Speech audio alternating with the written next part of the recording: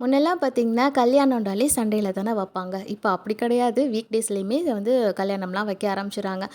அது என்னன்னா, நம்ம இந்த ஸ்கூல் போற பசங்கள வச்சுக்கிட்டு, வீக் டேஸ்ல கல்யாணத்துக்கு கிளம்புறதுங்கிறது கொஞ்சம் கஷ்டமான ஒரு வேலை. வீக்கெண்ட்ல கல்யாணம்னா கூட பசங்கள கூட்டிட்டும் போலாம். இல்லன்னா வீட்ல கூட இருந்துக்குவாங்க. நம்மளுக்கு வேலை கொஞ்சம் ஈஸியா இருக்க மாதிரி இருக்கும். கல்யாணத்துக்கு போறதுக்குலாம் பிரச்சனை இருக்காது. பட் வீக் டேஸ்ல வைக்கும்போது பார்த்தீங்கன்னா, அவங்களுக்குள்ள வேலையும் கொஞ்சம் ஸ்கூல் போறாங்க இல்லையா? லஞ்ச் ரெடி பண்ணணும், வந்துருவாங்க பிள்ளைங்க, சாப்பிட்டாங்களா என்னமோ தெரியலையே அப்படின்னு நம்ம அதையே யோசிச்சுட்டு இருப்போம் கல்யாணத்துக்கு போய் உட்காந்துட்டு. அதே மாதிரி வந்து பார்த்திங்கன்னா, தேர்ஸ்டே அன்னைக்கு ஒரு கல்யாணம். காலையில கல்யாணம். முகூர்த்தம் வந்து காலையில.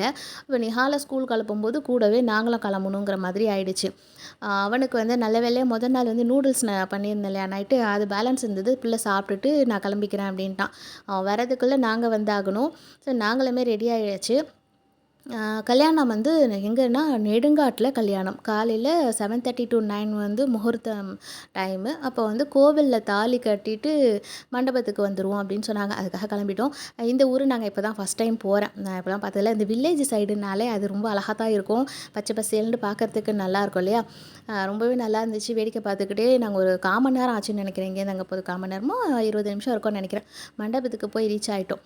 நம்ம உள்ளூர் கல்யாணத்துக்கு லஞ்சுக்கு போகிறதுக்கே வந்து நிக்காஹுக்கு போயிட்டு லஞ்சுக்கு போகணும் அப்படின்னா அதையே முன்ன பின்ன ஆக்குவோம். இது வெளியூருக்கு அதுவும் காலையிலேயே கிளம்பி வரதா இருந்ததா, கொஞ்சம் ஒரு 1/2 மணி நேரம் டிலேவாக தான் வந்தோம். இருந்தாலும் வந்து ஓகே கரெக்டாக இருந்துச்சுன்னு நினைக்கிறேன். வந்ததோட நேராக பொண்ணோட அப்பா அம்மா வந்து பார்த்திங்கனாக்கா இதுக்கு டைனிங் ஹாலுக்கு இழுத்துட்டு போயிட்டாங்க. சாப்பிடுங்க, அங்கேருந்து வந்தது பசிக்கும், சாப்பிட்டுட்டு அப்புறம் போய் பொண்ணு மாப்பிள்ளைய பாருங்க அப்படின்னு சொல்லி சாப்பிட உட்காத்திட்டாங்க.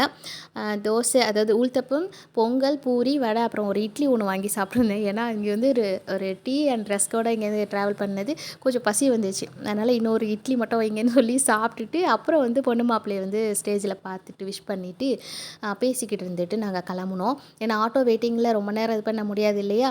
அதனால் வந்து குயிக்காக இது பண்ணிவிட்டு கிளம்பிட்டோம்.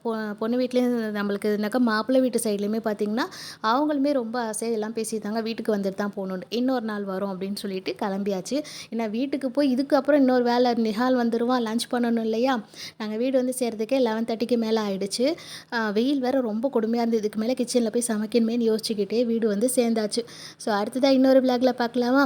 தேங்க்யூ. அஸ்ஸலாமு அலைக்கும்.